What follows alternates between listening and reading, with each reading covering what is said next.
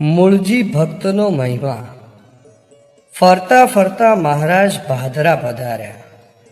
અહીં મહારાજે રોજ હરિભક્તોને ત્યાં જમવા જવાના વારા રાખ્યા હતા। મહારાજે એક દિવસ વસરામભાઈને પૂછ્યું, આજે અમારે જમવાના કેને ઘેર વારા છે? વસરામભાઈએ કહ્યું, મહારાજ, આજ તો મૂળજી શર્માને ઘેર જમવા જવાનું છે।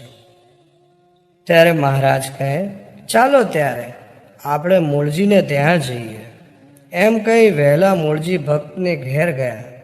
મૂળજી ભક્ત ખેતરે ગયેલા, આથી તેમના માતૃશ્રી સાકરબાએ સાગામાચી પર ગોદડું નાખી મહારાજને બેસાડ્યા। બાજુમાં વસરામભાઈ, ડોસાભાઈ, રત્નાભાઈ વગેરે હરિભક્તો બેસી ગયા। પછી મહારાજે સાકરબાને પૂછ્યું, માં, તમારા મૂળજી અમને કોઈ દી યાદ કરે છે? સાકરબા કહે, મહારાજ, એ તો હરતા ફરતા રાત દી તમને જ યાદ કરે છે, તમને ઘડી પણ વિસારતા નથી। આપને જનોઈ દેવાય ત્યારે મને તેમણે કહ્યું હતું કે માં, આજે જનોઈના ગીત ગાઓ। તમે ઘરનો ત્યાગ કરી વન વિચરણ કરવા નીકળ્યા ત્યારે પણ તેમણે મને કહ્યું હતું કે આજે અક્ષરધામના ધણી ગૃહત્યાગ કરી વનમાં જવા નીસર્યા છે। આમ બાળક હતો ત્યારથી મૂળજી તમને સંભાળે છે। આ સાંભળી મહારાજે કહ્યું, આ મૂળજી તો અમારે રહેવાનું ધામ, અનાદિ અક્ષર બ્રહ્મ છે સાકરબા।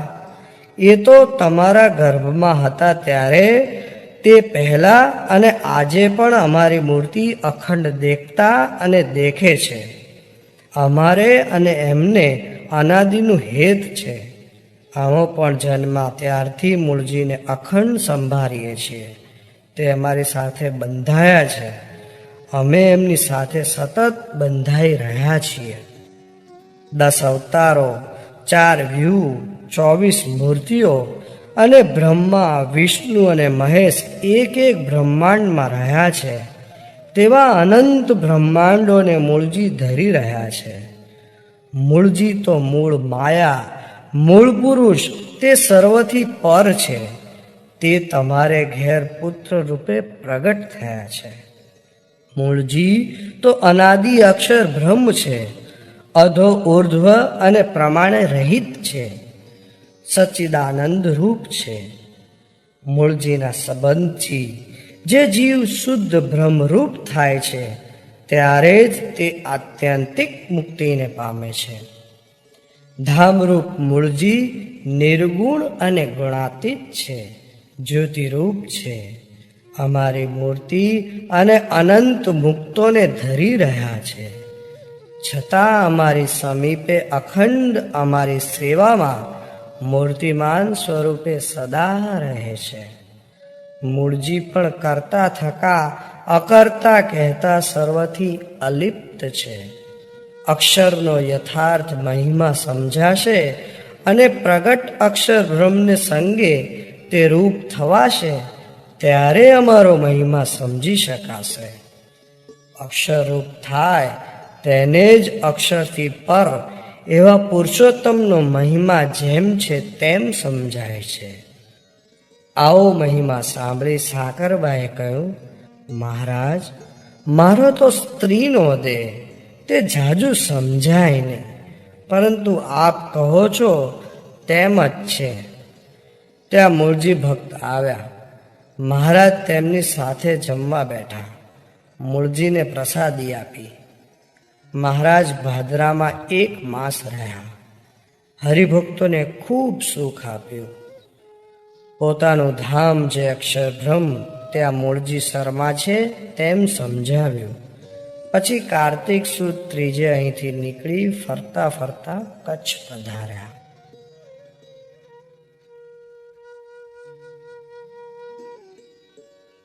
અઢારને દીક્ષા। મહારાજને સુંદરજી સુતારના શબ્દો યાદ હતા। ગર્વગંજન મહારાજના મનમાં કંઈક જુદું જ હતું।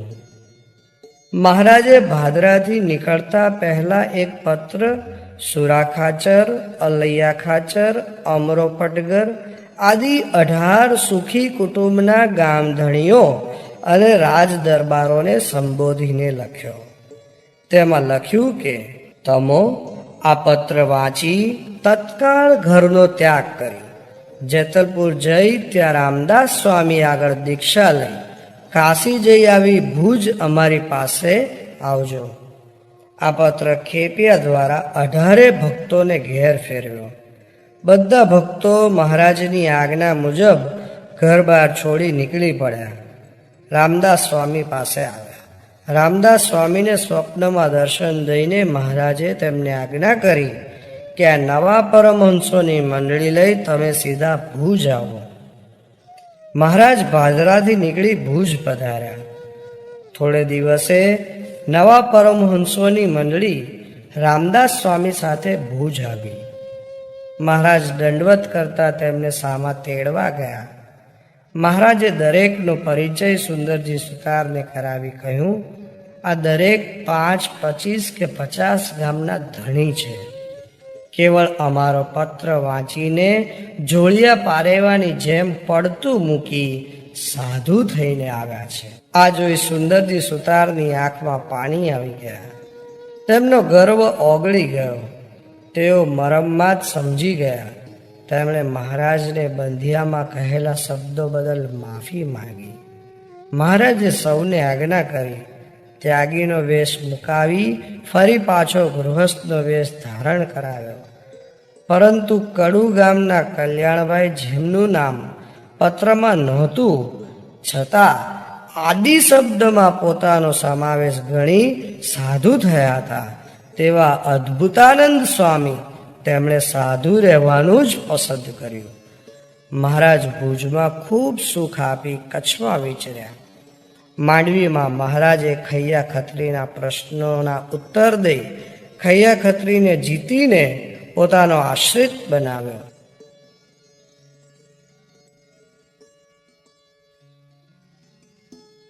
હિંસામય યજ્ઞનું ખંડન. ભુજમાં જગજીવન મહેતા નામનો બ્રાહ્મણ રહેતો. તે ભુજના રાજા દેવજીના 8 દિવાનમાંનો એક દિવાન હતો. જગજીવન શક્તિપંથી માતાનો ભક્ત હતો. તેણે સતચંડી યજ્ઞ કરાવ્યો. આ યજ્ઞ હિંસામય હતો. તેમાં દેવી પ્રસન્ન થાય એ હેતુથી ઘેટા બગરાનો ભોગ યજ્ઞમાં અપાવો એવું તેણે નક્કી કર્યું. વેદીય બ્રાહ્મણો મંત્રોચ્ચાર કરીને આહુતિઓ આપતા હતા. કુંડમાં અગ્નિની જ્વાળાઓ ભડભડ બળતી હતી. બકરાઓને કપાળમાં કુમકુમના ચાંદલા અને ગળામાં હાર પહેરાવી યજ્ઞમાં હોમવા માટે તૈયાર કર્યા હતા. તેણે મહારાજને પોતાના યજ્ઞમાં પધારવા આમંત્રણ આપ્યું. મહારાજને આ વાતની ખબર પડી. તેમણે નિર્દોષ પ્રાણીઓની દયા આવી. તેમને વૈદિક યજ્ઞો અને વેદના સિદ્ધાંતોનો હાસ થતો હોય તેવું લાગ્યું. વેદનું સાચું રહસ્ય સમજાય, અહિંસામાં યજ્ઞોનું ફરીથી પૃથ્વી ઉપર સ્થાપન થાય અને નિર્દોષ પ્રાણીઓની રક્ષા થાય એવા હેતુથી મહારાજ જગજીવનના યજ્ઞ મંડપમાં આવ્યા. મહારાજે સાધુના અને બ્રાહ્મણોના લક્ષણોની અને ધર્મની વાત કરી. પછી વેદોના મંત્રોને આધારે અહિંસામાં યજ્ઞોનું પ્રતિપાદન કર્યું. મહારાજે કહ્યું, અજેન યજેત એટલે બકરા હોમીને યજ્ઞ કરવો એમ નહીં, પરંતુ અજ એટલે 4-5 વર્ષ જૂની ન ઉગે તેવી ડાંગર હોમી યજ્ઞ કરવો. માટે સુપાત્ર બ્રાહ્મણોએ ધર્મની મર્યાદામાં રહીને ડાંગર, તલ, જવ, ધ્રુત, શ્રીફળ વગેરે હુત દ્રવ્યોની સાત્વિક યજ્ઞો કરવા એવો વેદોનો સનાતન સિદ્ધાંત છે. યજ્ઞમાં પ્રાણીની હિંસા કરવાથી કોઈ દેવદેવી પ્રસન્ન થતા નથી. આવો ઘણો ઉપદેશ શાસ્ત્રોને આધારે મહારાજે કર્યો. જગજીવને ઘણી દલીલ કરી, પણ તેની એકેય દલીલ મહારાજની શાસ્ત્રોક્ત વાત આગળ ટકી શકી નહીં. ત્યાં શાસ્ત્રાર્થમાં મહારાજનો વિજય થયો. અહિંસામય યજ્ઞો સાચા ઠર્યા. પણ આસુરી બુદ્ધિવાળો જગજીવન માન્યો નહીં. આથી મહારાજ ત્યાંથી ચાલી નીકળ્યા.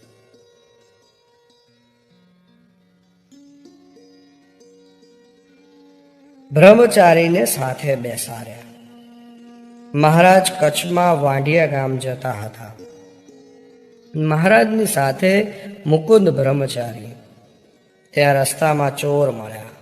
મહારાજે બ્રહ્મચારી આગળનું બધું ભાથું ચોરને આપી દીધું.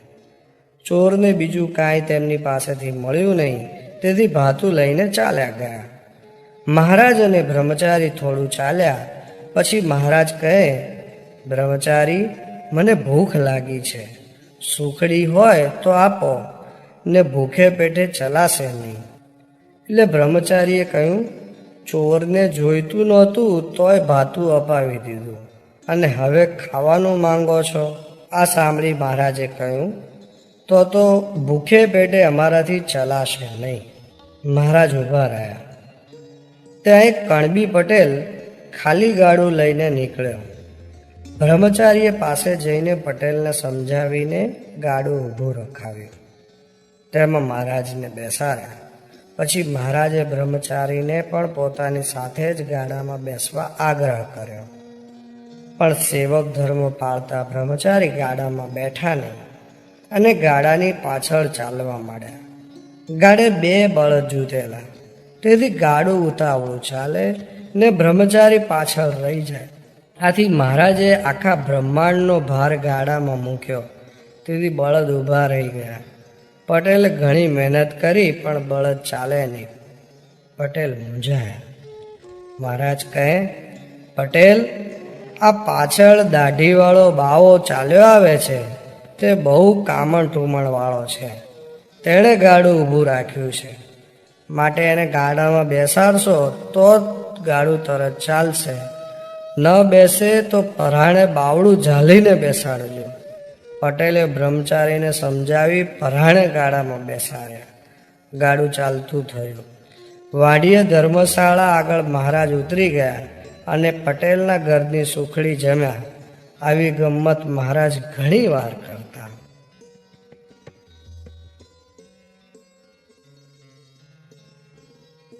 પોતે પાળીને પછી પળાવ્યું. મહારાજ જે આજ્ઞા પોતે પરમહંસોને કરતા તે પ્રમાણે ઘણીવાર સૌ પ્રથમ પોતે જ વર્તતા. તેઓ પોતાના વર્તન દ્વારા સૌને પાઠ આપતા. મહારાજે તેરા ગામમાં પરમહંસોને આજ્ઞા કરી કે આજથી સૌ પરમહંસોને ભિક્ષામાં ઉપલા 3 વર્ણોને ત્યાંથી રાધેલું અન્ન મળે તો તે જ લેવું. રોટલા, ખીચડી વગેરે જે મળ્યું હોય તે ભેગું કરી એક કપડામાં નાખી કપડાં સોતું પાણીમાં ઝબોળવું. કૂતરું પણ ન સૂંઘે તેવું સ્વાદ વગરનું થાય પછી તેનો એક ગોળો દરેક પરમહંસે ખાવો. આ સાંભળી કેટલાક પરમહંસોને આશંકા થઈ. તેમને થયું કે ગમે તેના હાથનું રંધેલું અન્ન કેમ ખવાય? તેમાંય ગોવિંદ સ્વામી તો આવી ભિક્ષા માગવા જરાય તૈયાર નહોતા. ઉલટાનો તેમના તો એવી ભિક્ષા માગવા સામે વિરોધ હતો. જ્યારે મહારાજની ઈચ્છા હતી કે પરમહંસને દીક્ષા લીધા પછી વર્ણ કે આશ્રમનું માન રહેવું ન જોઈએ, આનો તેમણે તોડ શોધી કાઢ્યો.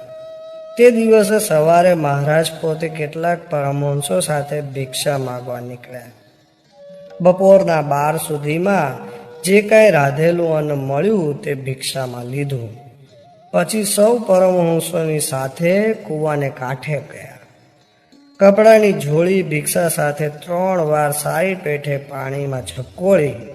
પછી સૌ પ્રથમ 1 ગોળો પોતે જમ્યા અને સૌને પણ 1 ગોળો આપ્યો.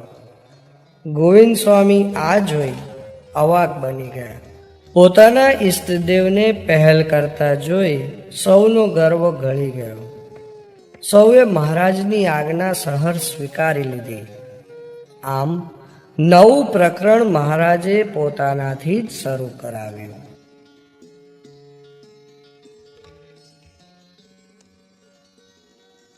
સાધુઓની આકરી પરીક્ષા. કેટલાક સાધુઓને મહારાજે મુક્તાનંદ સ્વામી સાથે ગુજરાત ભણી સત્સંગ કરવા મોકલ્યા. તેઓ ફરતા ફરતા અમદાવાદ ગયા. ત્યાં દરિયાખાનના ઘુમ્મટમાં રહેતા. તેઓ શહેરમાં ભિક્ષા માગવા જતા. ત્યારે કેટલાક દ્વેષીઓ ભિક્ષાની જોડીમાં મરેલા ઉંદર, ગરોળી, કાંદા, લસણ અને ઘરનો કચરો પણ નાખતા. આથી મળેલી ભિક્ષા ફેંકી દેવી પડતી. ઉપવાસ થતા. કેટલીક વાર પાશેર ભાર કે તેથી પણ ઓછી ભિક્ષા દરેકને ભાગે આવતી. જે કાંઈ ભિક્ષા મળી હોય તેને સાફ કરીને, જોઈને, પાણીમાં ધોઈને ગોળો વાળી સાધુઓ જમી જતા. એક વખત સાધુઓને ભિક્ષામાં કાંઈક વાસી અને બગડી ગયેલું અન્ન આવી ગયું. આથી સાધુઓના પગમાં વાઢિયા પડી ગયા. તળિયે ફોલ્લા ઉપસી આવ્યા. પરંતુ મહારાજને પરમહંસો સાથે એટલો આત્મીય ભાવ હતો કે આ પ્રસંગ બન્યો તે વખતે મહારાજને પણ દૂર ભુજમાં પગે ફોલ્લીઓ નીકળી. કેવો શિષ્યો સાથે એકાત્મ ભાવ! લગભગ 150 સાધુઓનું એક મંડળ જામનગર ગયું હતું. તેઓ શહેરની બહાર નદી કાંઠે ઉતર્યા હતા. તેમને જુવાર, બાજરી, મકાઈનો લોટ, ચોખાની કણકી તથા કોદરા ભિક્ષામાં મળતા. આ બધું સાફ કરી, ભેગું કરી, કપડામાં નાખી, પાણીમાં પલાળીને ગોળો વાળી દરેક પરમહંસ એક એક ગોળો ખાતા. ક્યારેક અડધો પાશેર તો ક્યારેક ફક્ત એક કોળિયો અન્ન જ ખાવા મળતું. આથી સાધુએ પોતાની આ મુશ્કેલી મહારાજને હરિભક્ત દ્વારા કહેવડાવી.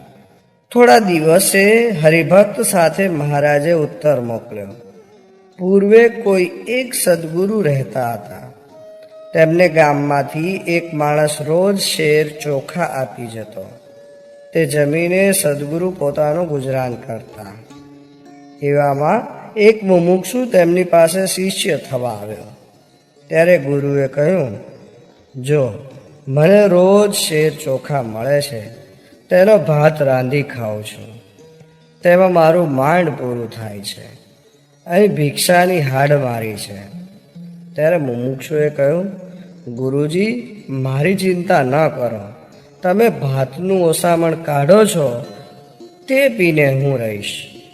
એમ કહી મુમુક્ષુ ગુરુની સેવામાં રહ્યો. થોડે વખતે બીજો મુમુક્ષુ આવ્યો અને ગુરુ પાસે શિષ્ય થઈને રહેવાની ઈચ્છા બતાવી. ત્યારે ગુરુએ પોતાનું અને શિષ્યનું કેવી રીતે ગુજરાન થાય છે તે જણાવ્યું. ત્યારે બીજા મુમુક્ષુએ કહ્યું, ગુરુજી, ચિંતા ન કરશો. તમે ચોખા રાંધતા પહેલા તેને ધુવો છો, તે ધોવરામણ પીને હું આપની સેવામાં રહીશ. એમ કહી તે પણ ગુરુની સેવામાં રહ્યો અને ધોવરામણ પીને ગુરુને સેવતો. ત્યાં ત્રીજો મુમુક્ષુ આવ્યો. તેણે પણ ગુરુની સેવામાં રહી સમાગમ કરવાની ઈચ્છા બતાવી. ત્યારે ગુરુએ પોતાનું અને પોતાની સાથે રહેતા 2 શિષ્યોનું ગુજરાન કેવી રીતે થાય છે તે કહ્યું. ત્યારે ત્રીજો મુમુક્ષુ કહે, ગુરુદેવ, આપ જમીને ચડું કરો છો તે એઠું પાણી અને નીચે પડેલ એઠા અન્નના દાણા ખાઈને હું આપની સેવામાં રહીશ. આપ મારી ચિંતા ન કરતા, મારે તો સત્સંગ કરવો છે. આમ 3 મુમુક્ષુઓ પૂર્વે સદગુરુ આગળ આવી રીતે રહેતા હતા. આની તુલનામાં તમારું દુઃખ કાંઈ નથી. માટે ખપ હોય તો દુઃખ જણાય નહીં ને ભગવાનનું ભજન થાય. આવા મતલબનો પત્ર વાંચી સાધુઓ સૌ કેફમાં આવી ગયા. તેમને તેમનું દુઃખ વિસરાઈ ગયું. તેઓને વર્તવાનું બળ મળી ગયું. પછી તો તેલંગ દેશથી આવી થયેલા એક સાધુ તો નદી કાંઠે કાછિયાઓ, મૂળા તથા શાકભાજી ધોવા આવે અને નકામાં પાન મૂકી જાય તે ખાઈને રહેતા. તો કેટલાક સાધુઓ લીલી શેવાળ ખાઈને રહેતા. આમને આમ 4-5 દિવસ થઈ ગયા. ત્યાં 5મે દિવસે જામનગરના રાજા અચાનક ત્યાંથી નીકળ્યા. તેમણે થોડે દૂરથી સાધુઓના કૃશ શરીર જોયા. તેમને લીલી શેવાળ વીણી ખાતા જોયા. તેમને દયા આવી. રાજાએ નોકર દ્વારા જાણ્યું કે આ સ્વામિનારાયણના સાધુ છે, તેથી તેને વધુ માન ઉપજ્યું. તેમણે પોતાના નોકરને મોકલી કહેવરાયું કે સાધુને કહો કે અમારા મહેલમાં આવીને રહે. બધું સીધું સામાન પૂરું પાડીશું, માટે મહેલમાં રહી સુખેથી ભજન કરે. મંડળના સદગુરુએ કહ્યું, અમારાથી સન્માન થાય ત્યાં જવાય નહીં, ત્યાં રહેવાય નહીં. સાહેબી અમને શોભે નહીં, માટે અમારાથી નહીં અવાય. ત્યારે રાજાના નોકરે કહ્યું, આમાં રાજધણીનું અપમાન કર્યું કહેવાશે. ત્યારે સદગુરુએ કહ્યું, અમે અપમાન કરવા નથી માગતા, અમારો એવો આશય નથી, પણ આ તો અમને ભગવાન સ્વામિનારાયણનો આપેલો નિયમ તૂટે નહીં તેથી કહીએ છીએ. અને કદાચ રાજાને અપમાન લાગે અને આ જગ્યા છોડી જવા કહેશે તો અમે બીજે કોઈ ગામ જઈ સુખેથી ભજન કરીશું. આ સાંભળી નોકર અચરજ પામી ગયો. તેણે બધી વાત રાજાને ધીરજથી સમજાવીને કહી. રાજાને વધારે ગુણ આવ્યો. પછી રાજાએ જુદી જુદી દુકાનો અને ઘરમાં પોતાની તરફથી સીધું રખાવ્યું અને તેમના મારફત સારી ભિક્ષા સાધુઓને અપાવી. આવું ઉપરા ઉપરી 2 દિવસ બન્યું. આથી મંડળના સદગુરુએ કહ્યું, જ્યાં સારો પદાર્થ નિત્ય મળે ત્યાં રહેવાય નહીં. સારો પદાર્થ બંધનકારી છે, માટે ચાલો. ત્રીજે દિવસે સાધુનું મંડળ ત્યાંથી ચાલી નીકળ્યું. તેવું જ પ્રકરણ મહારાજે રોજ 5 મુમુક્ષુઓને વાતો કરી વર્તમાન ધરાવી સત્સંગી કર્યા પછી જ જમવું, તેવી આજ્ઞાનું ચલાવ્યું હતું. સાધુઓ કોષ કે હળ ચલાવતા ખેડૂત સાથે આ છેડેથી બીજા છેડા સુધી ચાલતા જાય અને વાતો કરતા જાય. આવો દાખલો કરવા છતાંય કેટલીક વાર પૂરા 5 સત્સંગી ન થતા. સાધુઓને ઉપવાસ પડતા. મહારાજને આ વાતની ખબર પડી. પછી મહારાજે નિયમ આપ્યો કે સાંજ સુધી મુમુક્ષુને સત્સંગી કરવા પ્રયત્ન કરવો. જો પૂરા 5 મુમુક્ષુ ન મળે તો સૂર્યાસ્ત પછી ઝાડને વર્તમાન ધરાવીને પછી જળ લેવું. મહારાજ કચ્છમાંથી નીકળી ફરતા ફરતા ઝીંઝાવદર પધાર્યા.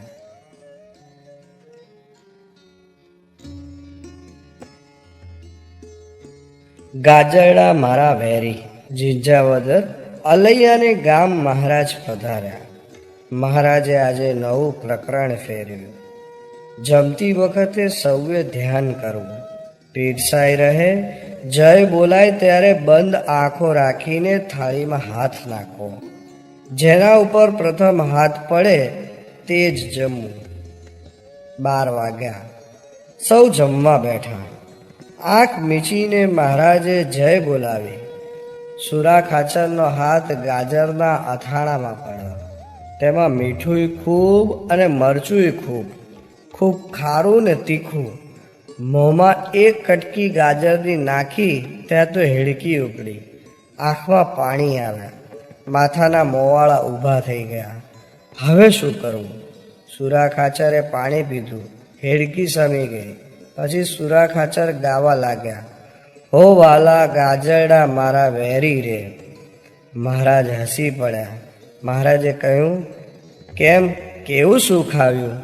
સુરા ખાચર કહે, મહારાજ આ સુખના તો સૌએ ભાગી થવા જેવું છે. મહારાજે દયા કરી સુરા ખાચરને દૂધપાક ખાવાની આજ્ઞા કરી.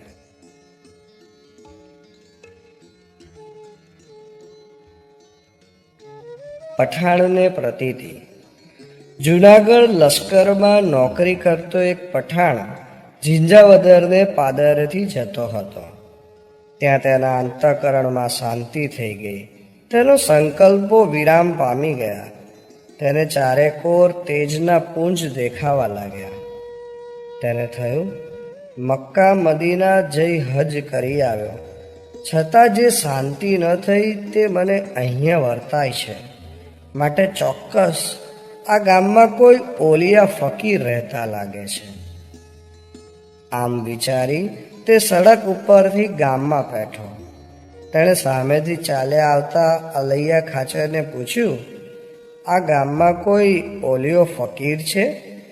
અલૈયા ખાચરે કહ્યું, ચાલ બતાવો. એમ કહી તેમણે ગામના ચોરામાં બેઠેલા રામજી મંદિરનો બાવો બતાવ્યો. પઠાણે હુક્કો પીતા બાવાને જોયો, પણ તેને પ્રતીતિ ન થઈ. પછી અલૈયા ખાચર પઠાણને મહારાજ પાસે લઈ ગયા. મહારાજના દર્શન કર્યા અને તેને પ્રતીતિ થઈ ગઈ. તેણે ઘૂંટણભેર પડીને મહારાજ સામે નમાઝ પડી. મહારાજે તેને સમાધિ કરાવી. સમાધિમાં તેને 80,000 પૈગંબરોના દર્શન થયા. તેણે મહારાજને ખુદા તાલા કહી સ્તુતિ કરી. મને આપની હજૂરની સેવામાં રાખો, એવી તેણે માંગણી કરી. મહારાજે તેને કહ્યું, તું ઘેર જજે ને મૂર્તિ અંતરમાં રાખજે. અમે તારું કલ્યાણ કરીશું, તને અંતકાળે તેડવા આવીશું. પઠાણ નમસ્કાર કરીને ત્યાંથી ચાલી ગયો. મહારાજ ત્યાંથી નીકળી કારિયાણી વાટે ચાલ્યા. મૂંગાને મોઢે વેદ. મહારાજ 1861ની સાલથી જ્યારે કારિયાણી આવતા ત્યારે તળાવ, રામકુંડ અને ભીમકુંડ ગળાવવાનું પૂર્ત કર્મ કરાવતા. તે 3 તૈયાર થઈ જતા 1865ની સાલમાં મહારાજે કારિયાણીમાં ભાદરવો આસો માસમાં મહારુદ્ર તથા વિષ્ણુ યાગ કરાવી તેની પૂર્ણાહુતિ આસો વદ 13 કરી. 40 દિવસ સુધી હજારો બ્રાહ્મણો, સંતો અને હરિભક્તોને જમાડ્યા. બ્રાહ્મણોને દક્ષિણા આપી. મહારાજ ગરડાથી ચરોતરમાં સત્સંગ કરાવવા નીકળ્યા. કેટલાય ગામ ફરતા ફરતા વડતાલ થઈને મહારાજ ઉમરેઠ આવ્યા. જાગનાથ મહાદેવની જગ્યામાં ઉતર્યા. બધા બ્રાહ્મણો ઉત્સુકતાથી મહારાજના દર્શને આવ્યા. મહારાજના દર્શન કરી તેમને થયું, આપણે મહારાજના ભગવાનપણાની પરીક્ષા કરવી જોઈએ. તેઓ મહારાજને પગે લાગ્યા. પછી બ્રાહ્મણો બોલ્યા, અમે સૌ શંકરના ઉપાસક છીએ. અમે શંકરાચાર્યના અનુયાયી કહેવાઈએ. જગતગુરુ આદિ શંકરાચાર્યે પાડાની પાસે વેદ બોલાવ્યા હતા. એવું ચરિત્ર તમે કરી બતાવો તો અમે તમને પરમેશ્વર માનીએ. મહારાજ કહે, પાડો તો પશુ કહેવાય, પણ પાડા જેવો જડ અને મૂરખ, જન્મથી પશુ જેવો મૂંગો કોઈ બ્રાહ્મણ અમારી પાસે લાવો તો તેની પાસે વેદની ઋચાઓ બોલાવો. બ્રાહ્મણો એક જન્મથી જ મૂંગા અને અભણ જડ જેવા બ્રાહ્મણના છોકરા હરિશંકરને લઈ આવ્યા. તેમણે હરિશંકરને મહારાજની સામે બેસાડ્યો. મહારાજે તેની સામે દ્રષ્ટિ કરી. ધાણી ફૂટે તેમ હરિશંકર સ્પષ્ટ ઉચ્ચાર સાથે સુંદર રાગમાં ચારેય વેદના મંત્રો ગાવા લાગ્યો. બ્રાહ્મણોને નિશ્ચય થઈ ગયો. બધા બ્રાહ્મણો મહારાજના આશ્રિત થયા. પણ સેંકડો બ્રાહ્મણોને વર્તમાન ક્યારે ધરાવવા? રોજ બ્રાહ્મણોની ભીડ જામે. આથી મહારાજે પાણીનો ઘડો મંગાવ્યો અને ગામમાં ફરીને પાણી ઉડાડ્યું અને કહ્યું, જેના ઘર પર આ જળ પડે તે ઘરના બધા વર્તમાન ધરાવ્યા સમજજો. આમ ઉમરેઠમાં સત્સંગ કરાવી મહારાજ પાછા વડતાલ ગયા.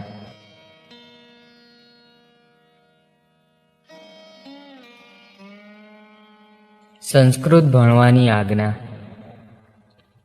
મહારાજના પરમહંસોમાંથી કેટલાક કવિઓ હતા. તેઓ સુંદર કાવ્યો, કીર્તનો, છંદો રચતા, પરંતુ એક ખોટ વર્તાતી હતી.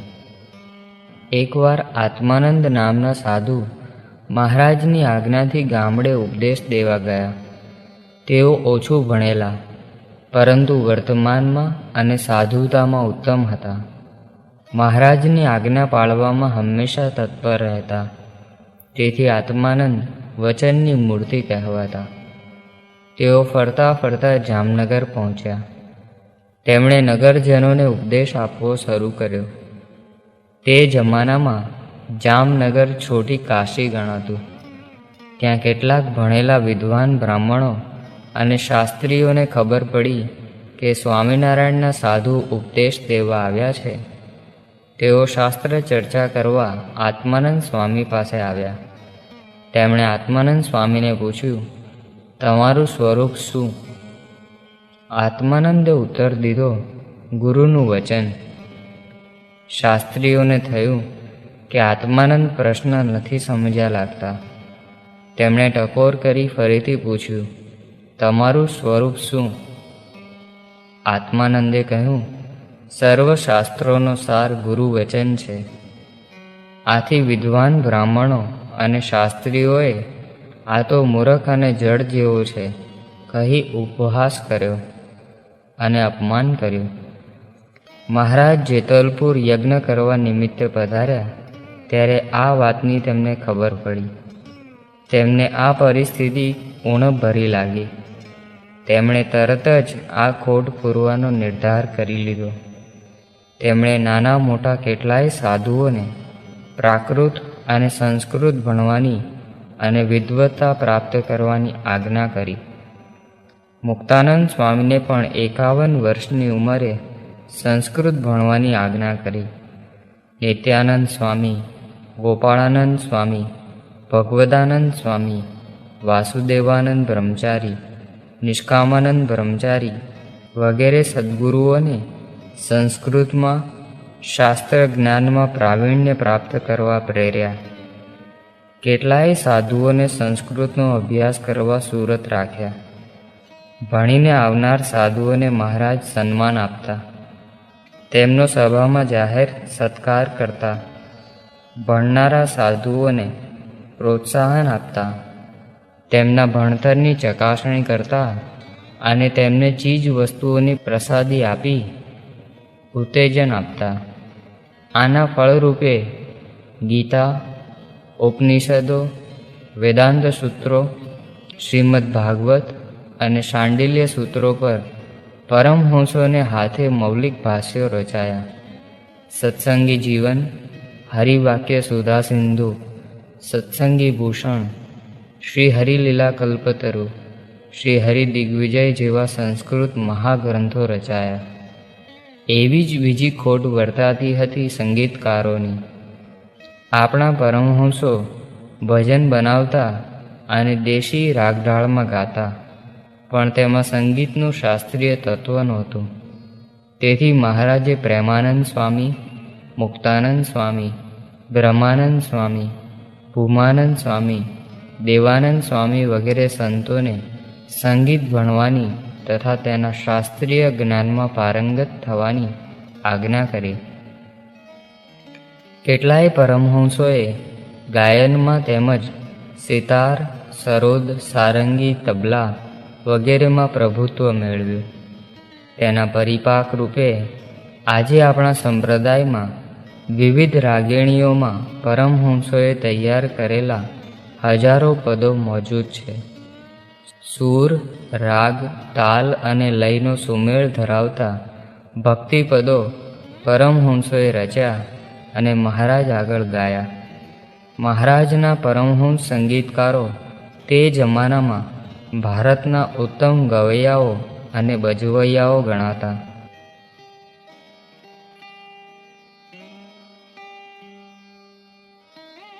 જેતલપુરમાં અહિંસામય યજ્ઞ. જેતલપુરમાં મહાન યજ્ઞ કરવાનું નક્કી કર્યું હતું. તળાવની પાળે મહોલમાં મહારાજ ઉતર્યા હતા. 18 દિવસનો યજ્ઞ કરવાનું તથા બ્રાહ્મણોની 84 કરવાનું નક્કી કર્યું. મહારાજે ગુજરાત, કચ્છ અને કાઠિયાવાડના બધા મળીને કુલ 1,00,000 બ્રાહ્મણોની 84 જમાડવાના આમંત્રણ દીધા. 500 મણ ઘી વાપરવાનું નક્કી કર્યું. 100 ગાડા ભરીને ગોળ મંગાવ્યો. ઘેર ઘેર લોટ દળાવ્યો. યજ્ઞ વખતે શાસ્ત્રાર્થ કરાવી અહિંસામય યજ્ઞનું પ્રતિપાદન કર્યું. લોકોને ઉપદેશ આપી અહિંસામય યજ્ઞનો મહિમા સમજાવ્યો.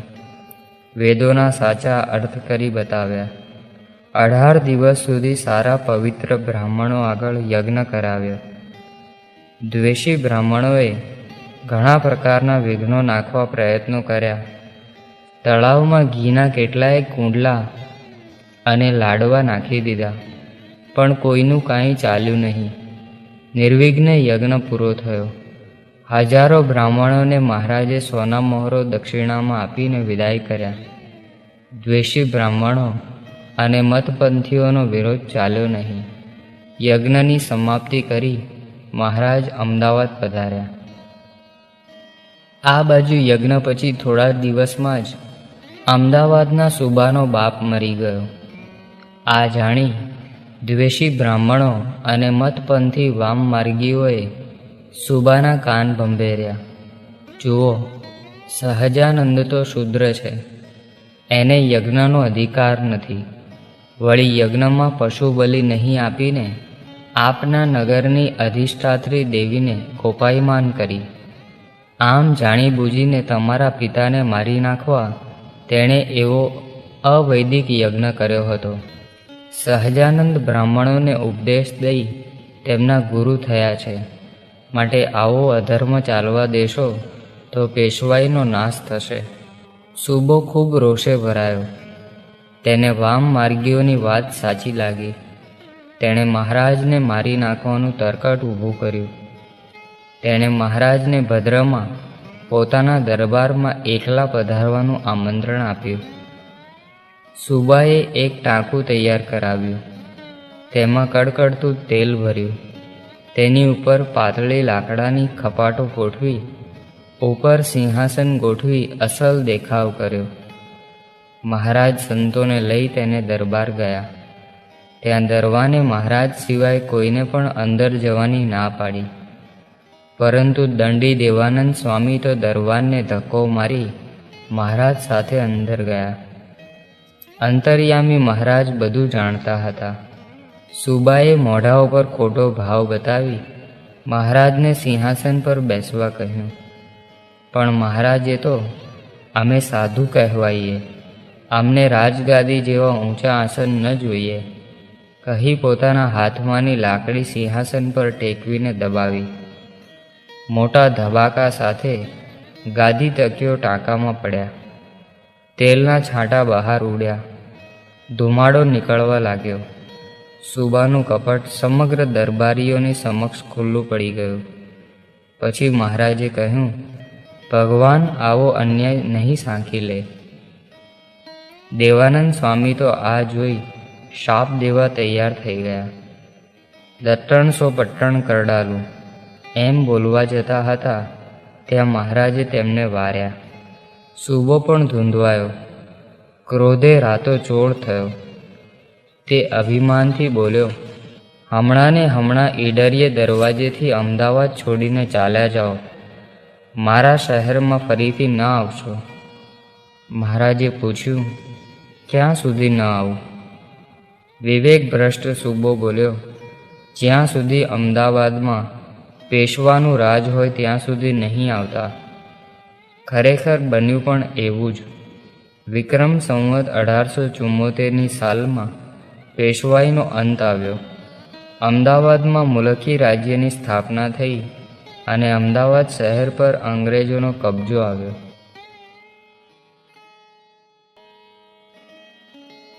લોલંગરની ઉપાધિ.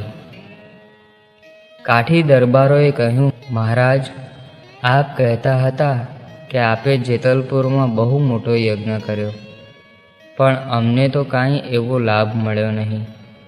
મહારાજે કહ્યું, હવે આ વર્ષે આપણે ફરીથી મોટો યજ્ઞ કરીશું. એમ કહી મહારાજ 500 કાઠી દરબારોનો અને 300 સંતોનો સંઘ લઈને કાઠિયાવાડથી નીકળ્યા. માર્ગમાં ખોખરા મહેમદાબાદ પધાર્યા. અહીં લોલંગર બાવાનું સ્થાન હતું. તે કેડે લોઢાની સાંકળ બાંધતો, તેથી લોહ લંગર બાવા તરીકે ઓળખાતો. તેને રઘુનાથ દાસે ખૂબ ભંભેરેલો. તેના બાવા ચેલાઓએ સંતોને ભાળ્યા. જીવન મુક્તાના સાધુ નિશસ્ત્ર જાણી તેના 1000 ચેલાઓ મહારાજના સાધુઓ પર તૂટી પડ્યા. મહારાજે ના છૂટકે કાઠી દરબારોને સાધુઓની રક્ષા કરવા મોકલ્યા. ભગુજીએ એક જ ઝાટકે બાવાના મુખિયાને હણી નાખ્યો. દરબારોએ મામલો સંભાળી લીધો. સંતોને છોડાવ્યા. તેમની શસ્ત્ર વિદ્યા આગળ કોઈ ટકી શક્યા નહીં. કેટલાય હણાયા, કેટલાય ઘાયલ થયા, બાકીના ભાગી છૂટ્યા. મહારાજે સંતોને પાટાપિંડી કરાવી સુરત મોકલ્યા. આ સ્થાન જોખમકારક ધારી મહારાજ થોડાક સંતો અને કાઠી દરબારોને લઈ વહેલાલ પધાર્યા.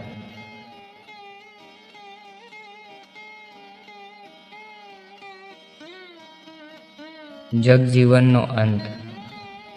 વહેલાલથી નીકળી મહારાજ કચ્છ ગયા. કચ્છમાં આધોઈ, ભચાઉ થઈને મહારાજ ભુજ પધાર્યા. મહારાજ ભુજમાં સુંદરજી સુતારને ઘેર ઉતર્યા. મહારાજનો જમણા ચરણનો અંગૂઠો પાક્યો હતો. આખો પગ સૂજી ગયો. આખા પગમાં પીડા થાય, સણકા મારે. આથી મહારાજ મેળા ઉપર જ રહેતા, નીચે ઉતરતા જ નહીં. આ વખતે સુંદરજી સુતારને પણ તાવ આવ્યો. આથી જગજીવન મહેતા સુંદરજી સુતારની ખબર કાઢવા આવ્યો. મહારાજે એક વખત તેના હિંસક યજ્ઞમાં તેનો પરાભવ કરી યજ્ઞ બંધ કરાવેલો. ત્યારથી જગજીવનને મહારાજ પ્રત્યે ખૂબ દ્વેષ. તે મહારાજની નિંદા કરતો. મહારાજની હાંસી કરવા તેણે પોતાના બળદનું નામ સહજાનંદ રાખેલું. તેમાંય તેની પત્ની પ્રભાવતી મહારાજની આશ્રિત થયેલી, તેથી તેનો દ્વેષ વધી ગયેલો. જગજીવને સુંદરજીભાઈને ખબર પૂછીને પૂછ્યું, હાલ સહજાનંદ ક્યાં છે? સુંદરજી સહેજ ખચકાયા. ત્યાં તો મહારાજ નિસરણીના પગથિયે આવીને બોલ્યા, હું સહજાનંદ આ રહ્યો, અહીં જ છું, તમારી પાસે આવું છું. એમ કહી મહારાજ નીચે ઉતર્યા. જગજીવનને કટાક્ષમાં પૂછ્યું, તમે પરમેશ્વર છો? શું તમે જ રાધા અને લક્ષ્મીના પતિ છો? હા, હું જ સચ્ચિદાનંદ પરબ્રહ્મ પુરુષોત્તમ છું. હું જ રાધા લક્ષ્મીનો નાથ છું. શાસ્ત્રોમાં મારો મહિમા કહ્યો છે. મહારાજનો આવો ઉત્તર સાંભળી જગજીવન ખીજાઈને રાતોચોળ થઈ ગયો. તે પગ પછાડીને ઘરની બહાર નીકળી ગયો. જગજીવને આરોગ્યની બેરખ મોકલી અને કહ્યું, સહજાનંદને બાંધીને પકડી લાવો. મહારાજને આ વાતની ખબર પડી. આથી મહારાજ ગંગારામ મલ્લને ત્યાં જઈને રહ્યા. આરબો મલ્લને ઘેર આવ્યા, પણ મહારાજના કહેવાથી ગંગારામે પોતાના ભાઈ જમાદાર ફતેહ મહમ્મદને સમાચાર આપવા મોકલ્યો. પોતાના હુકમ વગર જગજીવને આવું કરેલું સાંભળી ફતેહ મહમ્મદે પોતાના સૈનિકોને મોકલીને જગજીવનના સિપાહીઓને ચાલ્યા જવાનું કહેવડાવ્યું. જગજીવન હાથ ઘસતો રહી ગયો. કહે છે કે પછીથી ફતેહ મહમ્મદને જગજીવન સાથે તકરાર થઈ. તેણે બજારમાં જ જગજીવનને ઊભોને ઊભો વાઢી નાખ્યો. આસુરી જગજીવન પોતાના પાપે મરાયો. કચ્છમાં સત્સંગીઓને સાનુકૂળ વાતાવરણ મળ્યું. પ્રકરણ 9. સૌનું કલ્યાણ કરવું છે. મહારાજ સાંજને પહોરે ઘેલામાં સ્નાન કરવા 5-7 સાધુઓ અને 4-5 હરિભક્તો સાથે ગયા. ઘેલાને કાંઠે એક કણબી ખેડૂત તેની ધૂનમાં ઉતાવળો સીમ ભણી જતો હતો. તેનો ખભો મહારાજના ખભા સાથે ભટકાયો. પણ ખેડૂત તો કોણ ભટકાયું તેની દરકાર કર્યા વગર ઉતાવળો ચાલ્યો જતો હતો. મહારાજની પાછળ મૂળજી બ્રહ્મચારી લોટો લઈને જતા હતા. તેણે કણબીને બાવડું ઝાલીને ઊભો રાખ્યો અને પૂછ્યું, અલ્યા જોતો નથી? આંધળો છે તે અમારા ભગવાન સાથે ભટકાયો. ત્યારે કણબી બોલ્યો, હું આંધળો હઈશ, પણ તારો ભગવાન આંધળો છે કે અમારી સામું ન જોયું. રામાવતાર અને કૃષ્ણાવતારમાં અમને જુદા તારવી કાઢ્યા. ગોવાળો અને વાંદરાનું કલ્યાણ કર્યું અને અમને ભૂલી ગયા. મહારાજ આ સંવાદ સાંભળતા હતા. તેમણે મનમાં સંકલ્પ કર્યો, મારે આ કણબીઓ અને સર્વ ઉતરતી જાતિ માત્રનું કલ્યાણ કરવું છે. મારે સૌનો ઉદ્ધાર કરવો છે. આ વખતે કોઈને બાકી રાખવા નથી. મહારાજે કર્યું પણ એમ જ.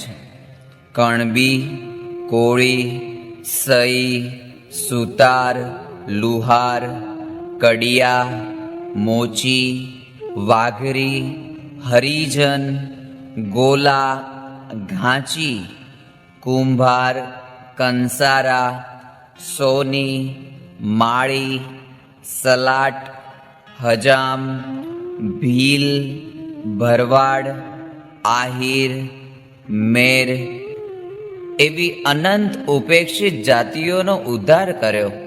એટલું જ નહીં, પણ પોતાના આશ્રિત બ્રાહ્મણ, વાણિયા અને ક્ષત્રિયો જેવા ઉચ્ચ અને પવિત્ર સંસ્કાર તેમાં રેડ્યા. તેમનું જીવન વિશુદ્ધ બનાવ્યું. તેમનું વર્તન નિર્વ્યસની, નિર્ભય, નીતિમય, પવિત્ર અને ચારિત્ર્યશીલ કર્યું. કાદવમાંથી કમળની જેમ આવી જાતિઓમાંથી ઉત્તમ ભક્તો તૈયાર કર્યા. એટલું જ નહીં, પરંતુ ખોજા, વોરા, પઠાણ જેવા મુસલમાનો, પારસી અને અંગ્રેજ અમલદારોને પણ પોતાના આશ્રિત કરી તેમના જીવન શુદ્ધ કર્યા અને પવિત્ર ભક્તો બનાવ્યા. એક વખત મહારાજ અક્ષર ઓરડીએ પધાર્યા. મહારાજ ઢોલીએ બિરાજ્યા. પછી મૂળજી શેઠને પૂછ્યું, તમને ગણિત કેવું આવડે? મૂળજીભાઈ કહે, મહારાજ, આ લોકમાં કામમાં આવે એટલું તો આવડે જ. આથી મહારાજે ફરી પૂછ્યું, તમને ક્યાં સુધી ગણતા આવડે? મૂળજી શેઠ કહે, મહારાજ, એકડો લખીએ અને તેની પર 17 મીંડા ચડાવીએ ત્યાં સુધી ગણતા આવડે છે. આ સાંભળી મહારાજે કહ્યું, અમારે તો તેના કરતાં પણ વધુ અનંત જીવોનું આ ટાણે કલ્યાણ કરવું છે. પૃથ્વી પરના મુમુક્ષુ માત્રનું કલ્યાણ કરવું છે. અમારા સાધુના કે અમારા હરિભક્તના સંબંધમાં આવે, તેનું પાણી પીવે કે તેને પાણી પાય, તેને જમાડે કે તેનું જમે, તેનો વાયરો ખાય, તે સૌનું અમારે કલ્યાણ કરવું છે. તે સૌને આ સત્સંગમાં જન્મ અપાવી તેમનું આત્યંતિક કલ્યાણ કરવું છે. મહારાજની આવી સર્વજન હિતાય, બહુજન સુખાય ભાવના જોઈ સૌ સાધુ તથા હરિભક્તો આશ્ચર્યચકિત થઈ ગયા. સૌને મહારાજનો પૃથ્વી પર પ્રગટ થવાનો હેતુ આપમેળે સમજાઈ ગયો.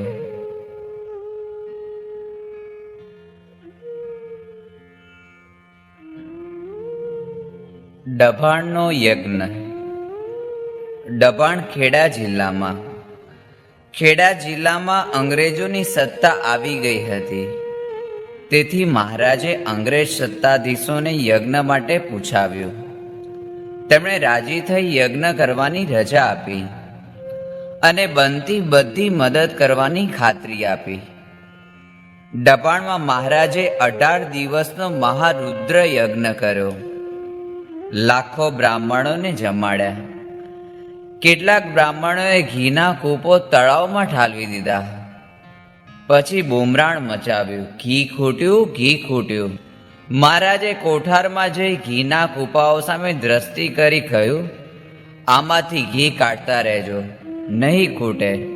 મહારાજે કાઠી દરબારોને ચારેકોર ગોઠવી દીધા.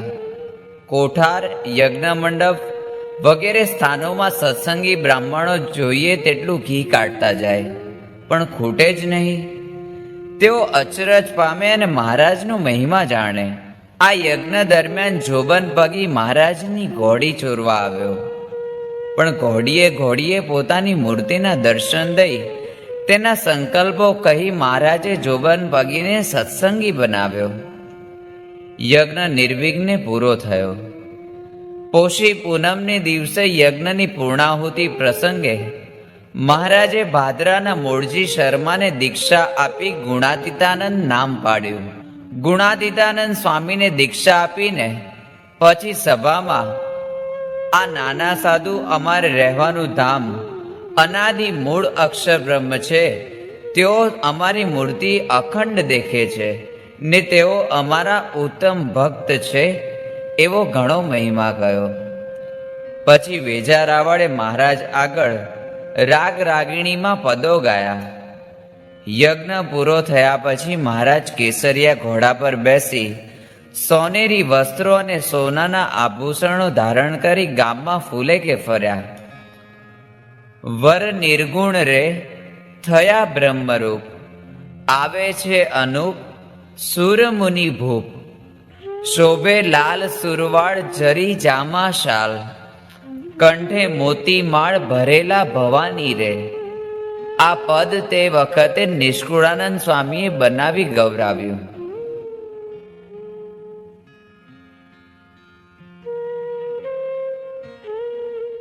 અમારા પર દયા રાખજો. ડપાણના યજ્ઞ પછી મહારાજ ફરી કચ્છ પધાર્યા. મહારાજ ભુજમાં બિરાજતા હતા. ફૂલદોલનો સમયો કર્યો. આસપાસથી ઘણા હરિભક્તો ત્યાં આવ્યા હતા. અંતે જવાને દિવસે મહારાજને હાર તોરા ચઢાવી પૂજા કરી અને વિદાય લેતા કહ્યું, મહારાજ અમારા પર દયા રાખજો. મહારાજે આશીર્વાદ આપતા સામે કહ્યું, તમે પણ મારા પર દયા રાખજો. હરિભક્તો પગે લાગી ઘેર જવા ચાલ્યા. ચાલતા ચાલતા વિચાર આવ્યો, મહારાજે આપણને અમારા પર દયા રાખજો એમ કેમ કહ્યું હશે? બધાએ એકબીજાને આનો અર્થ પૂછ્યો, પરંતુ મરમ સમજાયો જ નહીં. તેથી તેઓ પાદરાથી પાછા ફર્યા. મહારાજ પાસે પગે લાગીને ઊભા રહ્યા અને પૂછ્યું, મહારાજ આપે અમને કહ્યું કે અમારા પર દયા રાખજો, આનો શો અર્થ? મહારાજે સ્મિત કરતા કહ્યું, આ 3.5 હાથનો તમારો સૌનો દેહ છે, તેમાં હૃદયાકાશ છે. ત્યાં જીવમાં સાક્ષી રૂપે હું રહ્યો છું, માટે તમારું અંતર ચોખ્ખું રાખજો. હૃદયમાં જગતનો બળવાળ પેસવા દેવો નહીં. તમારી સર્વ ક્રિયાઓ હું અંદર રહીને જોઉં છું, માટે અણિશુદ્ધ વર્તજો. આ હૃદય શુદ્ધ હશે તો હું અંદર સુખેથી રહી શકીશ. માટે મારા સંકલ્પો, સારી વાણી માટે સારા સંકલ્પો, સારી વાણી અને સારું આચરણ કરવાની દયા હંમેશા મારા પર રાખજો. હરિભક્તોને આજ નવો પાઠ મળ્યો. તેજીને ટકોર બસ હોય. તેમણે આચાર, ઉચ્ચાર અને વિચાર સારા રાખીશું, આપની આજ્ઞા પ્રમાણે વર્તીશું એવી મહારાજને ખાતરી આપી. મહારાજ તેમના પર પ્રસન્ન થયા. તેઓ મહારાજને પગે લાગી મનમાં આજ્ઞા પ્રમાણે વર્તવાની ગાંઠવાળી ઘેર જવા નીકળ્યા. આમ મહારાજ કેવળ ટકોર કરીને હરિભક્તોના વાણી વર્તન વિશુદ્ધ કરી નાખતા.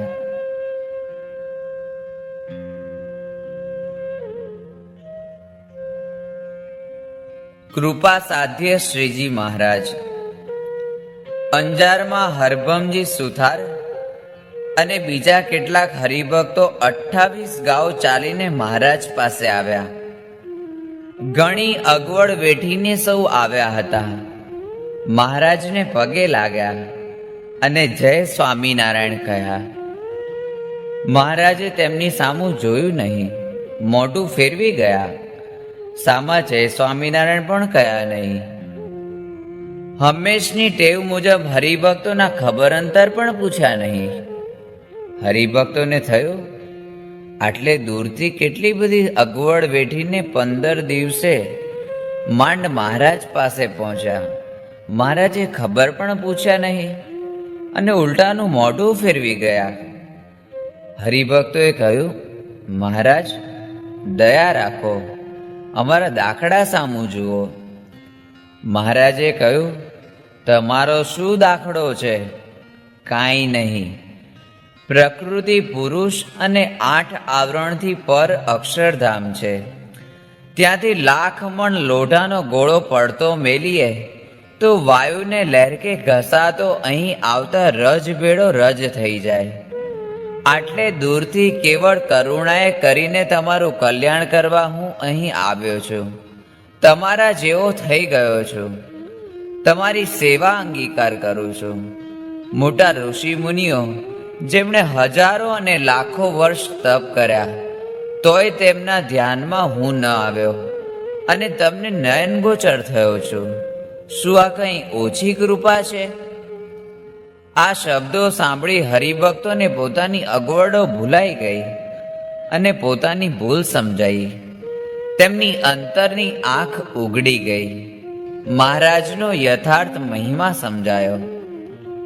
પછી સભામાં મહારાજે કહ્યું, તમારા એવા શું સાધન છે કે અમે રીઝી જઈએ અને આ પૃથ્વી પર આવીએ? આજે તો અમે કેવળ દયાએ કરીને આ પૃથ્વી ઉપર પધાર્યા છીએ. પૂર્વે અવતારાદિક થયા, તેમણે તેમના યોગમાં જે મુમુક્ષુ જીવો આવ્યા તેમનું કલ્યાણ કર્યું છે. આજે તો અમે દૈવી કે આસુરી, મુમુક્ષુ કે સામાન્ય જીવ એવો ભેદ પાડ્યો જ નથી. સૌનું કલ્યાણ કર્યું છે. કોઈના જીવ સામું કે સ્વભાવ સામું જોયું જ નથી. કેવળ દયાએ કરીને દર્શન, સ્પર્શ, પ્રસાદી, વાતો, મળવું વગેરે અનંત સુખ હું આપું છું. આમ હું તમને કૃપા સાધ્ય થયો છું. માટે પરબ્રહ્મ પુરુષોત્તમ પ્રગટ હોય ત્યારે સાધનાનું કે ક્રિયાનું બળ લેવું નહીં. હરિભક્તો અને સાધુઓ સર્વે સમજી ગયા. તેમને પ્રાપ્તિની મહત્તા સમજાઈ ગઈ. તેમણે કહ્યું, ખરું છે મહારાજ, આ વારે તો આપે અતિશય મહેર કરી છે. અતિ અપાર પ્રેમ બતાવ્યો છે. અમને સર્વોપરી પ્રાપ્તિ થઈ છે. હવે આપની આજ્ઞા પાડીને આપને પ્રસન્ન કરવા સિવાય કાંઈ કરવાનું બાકી રહ્યું નથી. માટે હે મહારાજ, અમે જીવો અલ્પજ્ઞ છીએ. અમારી ભૂલો સામે જોશો નહીં. આપને રાજી કરતા આવડે એવું બળ આપજો.